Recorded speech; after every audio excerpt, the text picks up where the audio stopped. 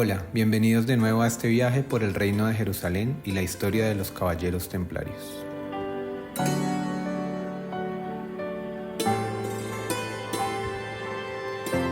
En el capítulo pasado vimos cómo el éxito de la primera cruzada implicaba organizar un reino feudal en Tierra Santa, y cómo ese reino empezaba a preocuparse por el día a día en lo político, lo económico, lo social y lo militar. Esto último sería siempre un problema. Presenciamos cómo un grupo de hombres decidió fundar la Orden de los Pobres Caballeros de Cristo y el proceso para iniciar su consolidación. Sin embargo, el riesgo de perder el control de los lugares santos era cada vez más latente. El Islam empezaba a despertarse después del aturdimiento de la primera cruzada y su objetivo era cada vez más claro: echar a los cristianos de nuevo de todo Oriente Medio.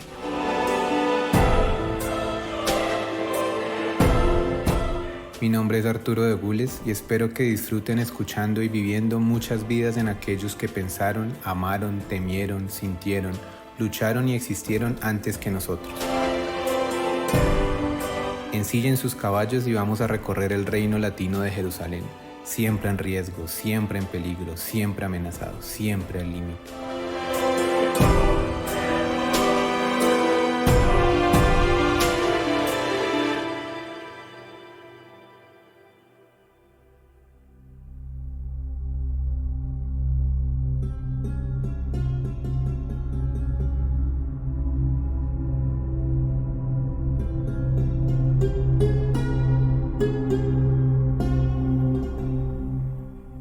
En nuestro último viaje a Tierra Santa conocimos a Roberto de Craón, gran maestre de la Orden del Temple, quien logró gestionar por parte del Papa Inocencio II la bula Omne Datum Optimum, la cual otorgaría nuevos privilegios a los templarios y los consolidaba aún más. La bula requete confirmaba la regla promulgada en el Concilio de Troyes y agregaba además precisiones. Definía que la casa matriz del Temple era Jerusalén, pese a las nuevas y bollantes casas de la Orden en toda Europa, en especial en España y Portugal. Confirmaba la exención de diezmos por parte de la Orden, además de poder recibirlos con aprobación de los obispos. Prohibía a los hermanos abandonar la Orden a menos que el cabildo y el maestre lo aprobaran. Solo los hermanos de la Orden podían elegir al gran maestre, es decir, que ningún externo, ni siquiera el Papa, podía elegirlo. Además de prohibir que cualquier externo a los templarios cambiara sus estatutos. En pocas palabras, completa autonomía. Ojo, todo esto será fundamental en el futuro tormentoso de los templarios. Podían construir sus propias capillas y nombrar a sus capellanes. Y por último, y más importante, colocaba a la orden bajo la tutela única y exclusiva de la Santa Sede. ¿Recuerdan que la orden había nacido con obediencia al rey de Jerusalén y a su patriarca? Pues ya no, ahora solo le respondían al Papa y a Dios. Política y económicamente esta bula sería fundamental, ya que la Orden del Temple ahora parecía un estado en sí mismo, solo con el Papa por encima de ellos, y tenía una total autonomía frente a su reglamento y a su gobierno, además a la forma en la que gestionaban sus recursos. Esto sería un arma de doble filo para el Temple, sobre todo en el futuro, así que no lo olvidemos. El ordenamiento jurídico de la Orden continuaría con la bula Milites Templi, de 1144. Que se sumaba a todo este blindaje que la Orden adquirió bajo el mandato de Roberto de Craón. El gran maestre se hacía un nombre como gran administrador, una personalidad gerencial, pero su reputación como militar sí dejó mucho que desear. A su historial bélico se le anotó el intento de derrotar al emir de Alepo, a quien ya tenía en las manos, pero permitió que sus tropas se entregaran al pillaje, lo cual dio el espacio para que el emir se reorganizara y contraatacara exitosamente. En una expedición de Fulco I, cuando este era rey de Jerusalén, los templarios fueron asignados para proteger la ciudad. Sin embargo, Roberto decidió atacar, junto con las tropas de los francos, a un grupo de nómadas del poblado de Tecua. Tras una falsa retirada, un gran número de soldados franceses y templarios cayeron muertos y Roberto se retiró del campo de batalla sin pena ni gloria. Por último, autorizó a los templarios de la península ibérica a atacar Lisboa, lo cual también terminó en fracaso. Su desbalanceado rol como gran maestre se extendería hasta el año 1149. Todo esto sucedía en un panorama cada vez más oscuro para el reino latino de Jerusalén. La noticia de la caída de Edesa a manos del atabeg turco de Mosul, Imad ad-Din Zengi, resonaba en Europa. El reino de Jerusalén estaba en el filo de la navaja. Rápidamente, en 1145, el recién nombrado Papa Eugenio III promulgó la bula Quantum Predecessores, la cual tenía como objetivo declarar una nueva cruzada. San Bernardo de Claraval, de quien Eugenio III había sido discípulo, pues los dos pertenecían a la orden cisterciense, se puso manos a la obra haciendo lo que mejor sabía hacer, predicar. Su discurso más famoso fue en Vézelay. Desde allí la noticia de una nueva cruzada se regó por toda Europa, más por San Bernardo que por Eugenio III. El mismo San Bernardo ataría su reputación al destino de esta cruzada, ya que se convertía en su líder eclesial más visible. Sin embargo, el liderazgo militar estaría en manos del mismísimo rey de Francia, Luis VII, quien aparentemente ya tenía un peregrinaje pensado anteriormente. El rey iría con su reina, Leonor de Aquitania. Sé que a muchos les suena este nombre, tal vez hablemos de ella un poco más adelante.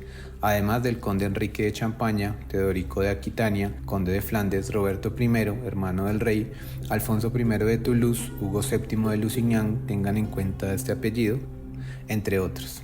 Las prédicas de San Bernardo fueron tan exitosas que incluso sobrepasaron Francia y sedujeron a Conrado III, gobernador del Sacro Imperio Romano Germánico, algo así como hoy Alemania.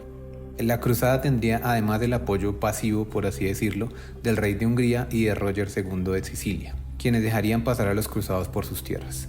Incluso Manuel I Comneno, nieto de Alejo I, también permitiría el paso de los cruzados por Constantinopla, aunque debían prometerle fidelidad, como lo había pedido su abuelo anteriormente. Chisme, Conrado III no lo hizo. ¿Saben por qué? Porque los dos eran emperadores y del mismo supuesto imperio. Manuel I era emperador del Imperio Romano de Oriente, mal llamado bizantino, y Conrado III era emperador del Sacro Imperio Romano Germánico. En fin, las monarquías y sus bobadas. La segunda cruzada estaba en marcha, las expectativas eran altísimas. Ahora gobernadores de primera línea marchaban a su cabeza. ¿Qué podría mal ir sal?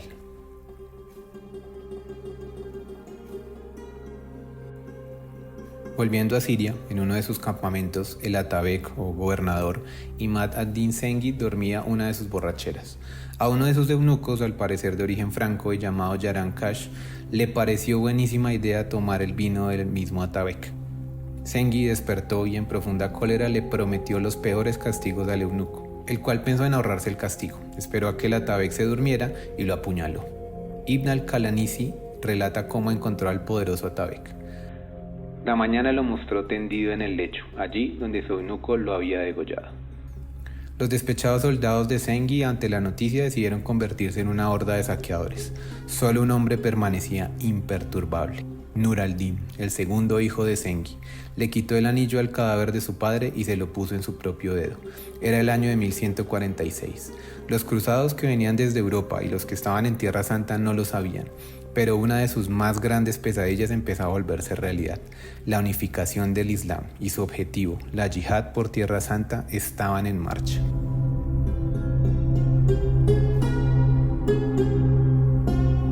Los cruzados arribaron a Constantinopla, en la que, de nuevo, los tratos no fueron los mejores. Conrado III, primero en llegar, había alborotado el avispero en varios encontronazos que tuvo con Manuel I Comneno.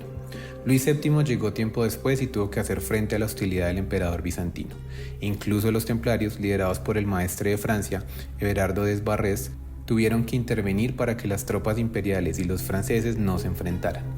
Everardo incluso aconsejó a Luis VII de no sitiar Constantinopla. La Orden del Temple empezaba a ser protagonista de los hechos de Tierra Santa, para bien o para mal.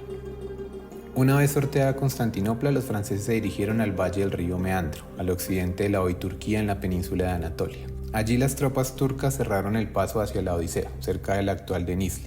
Los hombres de Luis VII arrasaron con los turcos. Desde allí se dirigieron al sur, cerca de los desfiladeros de un monte llamado Cadmo.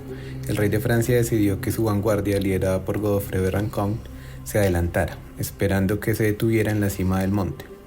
Sin embargo, Godofredo se adelantó demasiado y se posicionó en la ladera contraria a la que se encontraba Luis VII, con lo cual perdió de vista la retaguardia. Este vacío entre los dos cuerpos del ejército de los Frani fue aprovechado por los turcos, que atacaron directamente al rey, quien iba cuesta arriba con sus tropas. El mismísimo rey de Francia fue acorralado y tuvo que luchar cerca de un árbol por su vida hasta que la noche cayó. Everardo de Esbarrés y los hermanos templarios llegaron oportunamente y con férrea disciplina lograron animar a los desmoralizados franceses y salvar la vida del rey. La cruzada francesa se salvaba por un pelito, o para ser más justos, gracias a un organizado ejército templario. Luis VII por fin pudo arribar a Antioquía. Allí de nuevo los templarios los salvarían, esta vez no con la espada sino con la chequera. Los recursos de la cruzada francesa se habían terminado y hasta ahora habían llegado. ¿No les ha pasado en algún viaje un poco loco que al inicio fuera de control ya se quedan sin plata? Everardo partió a San Juan de Acre y logró conseguir la suma necesaria. El agradecido rey de Francia le escribía así sobre el préstamo al abad de San Dionisio: no podemos imaginar de qué manos habríamos podido subsistir un instante en estos países sin su ayuda. Os notificamos que nos han prestado y que pidieron prestado en su propio nombre una suma considerable. Es decir, que Everardo se había endeudado para prestarle al rey, así que no todo venía del tesoro de los templarios. La relación entre el monarca de Francia y los templarios estaba mejor que nunca, pero eso no duraría para siempre. Algún día la corona olvidaría que los templarios le salvaron la cabeza al rey, física y monetariamente hablando. Pese al atropellado paso por Anatolia y Antioquía, los líderes de la cruzada lograron reunirse con los señores del reino de Jerusalén en San Juan de Acre. Allí estaba la crema innata de Europa y Tierra Santa. Por los señores occidentales estaban Luis VII, Conrado III, Enrique II de Austria, Federico I de Suabia, futuro Federico Barbarroja, guarden ese nombre, Teodosio de Alsacia y un buen número de señores eclesiales y seculares, franceses en su mayoría. Por los orientales estaba el rey Balduino III, su madre, la reina regente Melisenda, el patriarca Fulco I de Jerusalén, Unifrido II de Torón, Barizán de Ibelín, Raimundo de Puy, gran maestre de los caballeros hospitalarios, paréntesis, era una de las órdenes monástico-militares que se fundaron en Tierra Santa después de los templarios, tal vez hablemos de ella más adelante. Guillermo de Poitiers, príncipe de Antioquía, y Roberto de Craón, el gran maestre de la orden templaria. Sin embargo, como en las reuniones de las cumbres climáticas actuales, fue más la parafernalia que la calidad de las decisiones tomadas. Luis VII abogaba por tomar Edesa, objetivo con el cual Eugenio III y San Bernardo habían levantado la cruzada, además de asegurar Antioquía. Balduino III optaba por tomar Ascalón, la cual representaba una amenaza directa a Jerusalén. Guillermo de Poitiers le apuntaba a Alepo, también en manos de Nur al-Din. Ante la falta de acuerdo se decidió sitiar Damasco, una ciudad que ante los ojos de Europa representaba un gran logro. Sin embargo, la decisión implicaba afectar precisamente el equilibrio político logrado por los potros en la región. Esta fue la peor decisión posible. Damasco no estaba aún bajo el mandato de Nur al-Din, que por ahora gobernaba el norte de Siria y Mosul, y había sido mayoritariamente aliada o neutral para con el reino de Jerusalén. Las tropas se pusieron en marcha. Orientales y occidentales se dirigieron a Damasco en julio de 1148. Los contingentes templarios y hospitalarios engrosaban el cuerpo militar cruzado. Al llegar a la ciudad se decidió, inteligentemente, situar el campamento al oriente de las murallas e iniciar el sitio. Allí tenían acceso a manantiales y árboles frutales, además de los suburbios que fueron tomados rápidamente. La rendición de la ciudad era cuestión de días. Sin embargo, de forma inexplicable, se decidió cambiar el sitio del campamento y ubicarlo al suroeste de la ciudad. Al parecer allí las defensas eran más débiles. El gran problema es que era un terreno árido y sin acceso a cuerpos de agua. Esto retrasó la rendición y permitió que las tropas de Nur al-Din llegaran a Damasco. Conrado III y luego el resto de los líderes cruzados decidieron levantar el asedio y volver a Jerusalén. El destino estaba echado. La cruzada que con bombos y platillos había partido de Europa empezaba a oler a fiasco. En el sitio de Damasco fue evidente la separación entre orientales y occidentales. Los primeros demostraron con su desidia que tomar Damasco era un error y no hicieron mucho para lograrlo. Sin embargo, el daño ya estaba hecho. Al poco tiempo, Damasco decidió entregarse a las manos de Nur al-Din. La ciudad nunca más confiaría en los cruzados. El Atabeg turco ahora gobernaba la gran mayoría de los territorios al oriente de los cristianos. La unificación musulmana seguía consolidándose gracias a la poca inteligencia política y militar de los divididos y pretenciosos nobles europeos.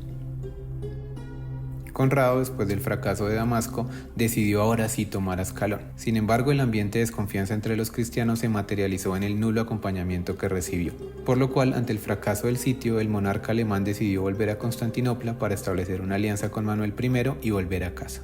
Tras él, Luis VII volvía a Europa en 1149 para lidiar con su indomable esposa, Leonor de Aquitania. Everardo de Esbarrés, recién elegido gran maestre del Temple, también dejaba Tierra Santa. Parecía que en secreto contemplaba su pacífico retiro permanente con los hermanos cistercienses y no volver al conflictivo reino de Jerusalén. Andrés de Montbard, el último de los 9 fundadores de la Orden del Temple que aún quedaba con vida y futuro gran maestre, describió la situación crítica del reino de Jerusalén en una carta que le enviaba a Everardo. Desde que nos hemos visto privados de vuestra querida presencia, sufrimos la desdicha de perder, en un combate al príncipe de Antioquía y a toda su nobleza. La mayor parte de los que condujimos para salvar Antioquía están muertos. Es una de las razones por las que no tememos fatigaros, suplicándoos que intentes traer con vos al mayor número posible de caballeros y escuderos. Es posible, pese a toda la diligencia que mostréis, que ya no nos encontréis con vida. También es de gran urgencia anunciar la probable destrucción de Tierra Santa al Papa, al rey de Francia, a los príncipes y a todos los eclesiásticos, a fin de comprometerlos en que nos socorran en persona o a que envíen subsidios. Everardo al parecer nunca respondió. Efectivamente se retiró a una vida monacal y fue reemplazado por Bernardo de Tremelaí. El Papa, el rey de Francia o los demás señores tampoco respondieron. ¿Haría falta una derrota aún más contundente para volver a mover a los europeos al rescate del agonizante reino cruzado? Solo una respuesta a Montbard. Desde la abadía de Claraval, el ya anciano San Bernardo se lamentaba del destino de la cruzada que tan fervorosamente había impulsado. Malaya sean nuestros príncipes, en las tierras del Señor no hicieron nada bueno, y en las suyas, a donde volvieron a toda prisa, ejercen con inconcebible malignidad. Si venís, no tardéis, temiendo que ya no habréis de encontrarme, pues ya he sido acogido y no creo poder durar más tiempo en esta tierra. San Bernardo murió el 20 de agosto de 1153.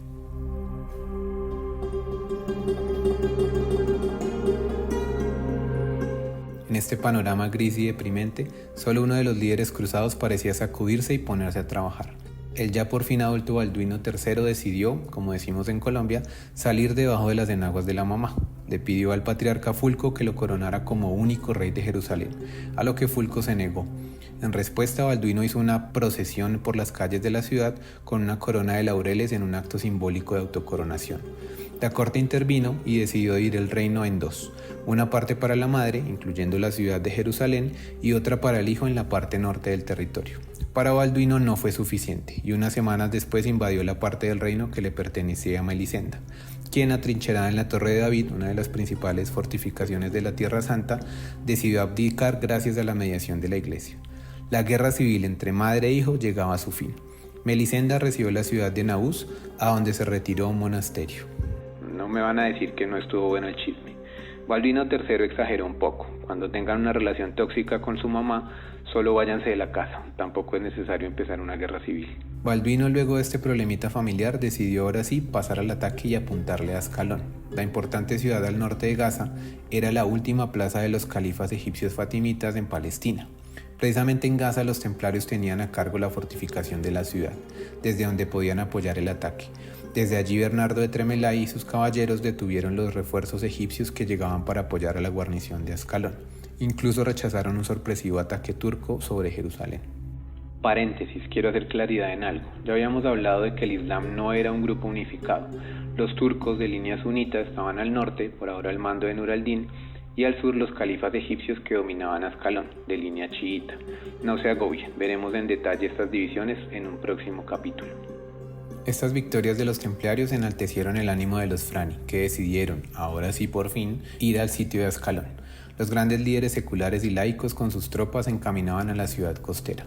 A la cabeza estaba Balduino III y el patriarca de Jerusalén. Además de Bernardo de Tremelaí, gran maestre templario, y Ramón del Puy, gran maestre hospitalario, en las filas de los cruzados estaban el arzobispo de Tiro, el de Cesarea, los obispos de Aconio e Beirut, Hugo de Ibelín, Felipe de Naplusa, Gerardo de Sidón, entre otros. Estaba además un tal Reinaldo de Chantillon, un conflictivo noble que había llegado en la Segunda Cruzada y que sería protagonista, no tanto para bien, en los destinos del reino de Jerusalén en el futuro próximo.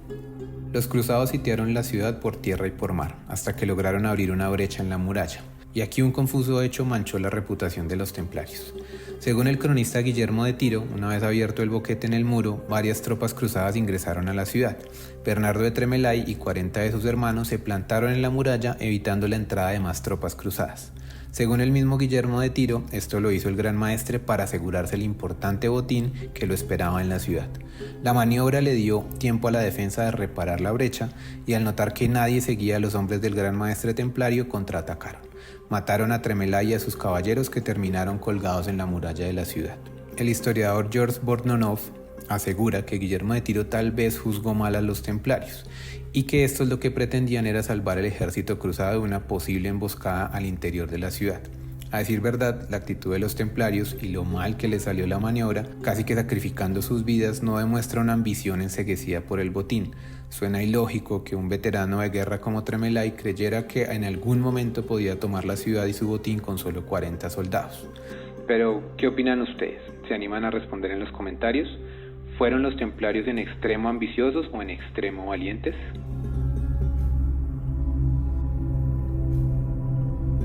Como sea, la fuerza sitiadora logró reponerse de la muerte de Tremelaí y reanudaron el asedio. La ciudad finalmente capituló el 19 de agosto de 1153. Nur al-Din respondió con una serie de ataques que se convirtieron en una confusa sucesión de escaramuzas, dejando victorias y pérdidas para uno y otro bando. Balduino, en este panorama, decidió casarse con Teodora, nieta del emperador Manuel I Comneno, lo cual estableció una momentánea alianza con Bizancio, aunque Manuel continuó con un trato moderado hacia Nur al-Din.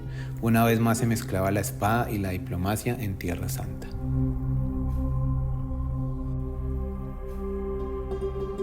De alguna forma, Balduino III logró estabilizar las fronteras del reino y un poco subsanar la terrible Segunda Cruzada. El rey murió el 10 de enero de 1162 en Beirut. Incluso el mismo Nur al-Din lamentó la muerte de Balduino y decidió no atacar a los Frani en medio de las ceremonias fúnebres. El hermano de Balduino III, Amalarico I, le sucedió como rey de Jerusalén. Los últimos años de Balduino, la Orden del Temple tuvo como gran maestre al legendario, pero ya anciano, Andrés de Montbard, quien solo estuvo 2 años comandando a la orden. En 1156 fue reemplazado por Bertrand de Blanchefort.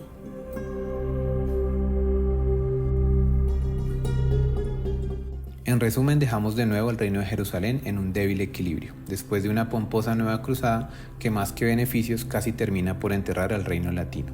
Los potros debieron hacerse cargo de la situación a la partida de los grandes señores europeos y, con la ayuda de las órdenes templarias y hospitalarias, hacerle frente a un enemigo que avanzaba en un proceso de unificación. Este proceso, iniciado por Zengi y continuado por Nur al-Din, se terminaría de consolidar gracias al sobrino de uno de los generales kurdos. Este nuevo líder del Islam crearía un imperio que tendría un único fin: acabar con los cruzados y devolverle Jerusalén al Islam.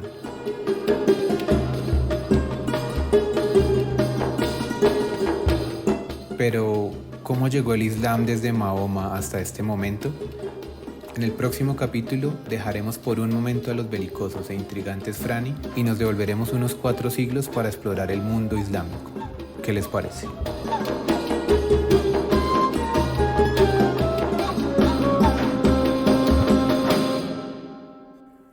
No olviden seguirme, darle like, activar las notificaciones y comentar para seguir apoyando este proyecto. Nos vemos de nuevo en nuestro próximo viaje.